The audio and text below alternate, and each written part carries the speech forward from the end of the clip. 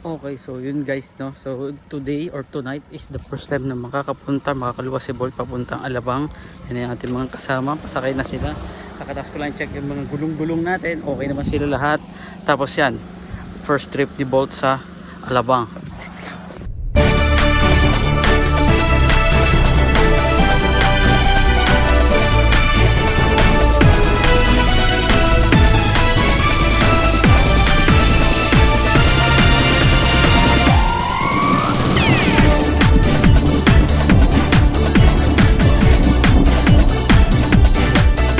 Okay na guys, sa ganang kabilis lang, nandito na kami ngayon sa may dati kong office. Yan, pasok lang ako saglit tapos tingnan natin kung saan tayo punta after.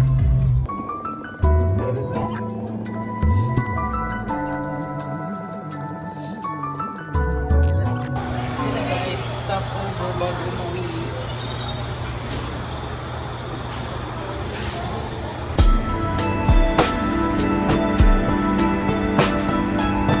Okay, so yun guys, so this the next day na nakauwi naman kami na safe, no, galing sa biyahe with Bolt, and ang natakbo niya is around 92 kilometers mula Santo Tomas, so around something like that, around 70, 80 I think, 80 kilometers balikan mula Santo Tomas to sa office namin sa Alabang, my former office pala, no? So yun lang, kuha lang tayo ng ating mga footages dito sa ating DD5 dashcam, and again, napakalaking tulong nitong ating wide rear view mirror, kasi yung mga blind spot pag may overtake dito, yung mga alangan na hindi mo kita sa side mirror, dito nakikita ko siya. So napakalaking bagay. Check yung description, meron tayong mga links dyan, accessories natin na meron kay Bolt, and yun lang, maraming salamat. Huwag niyo kalimutan mag like, comment, subscribe.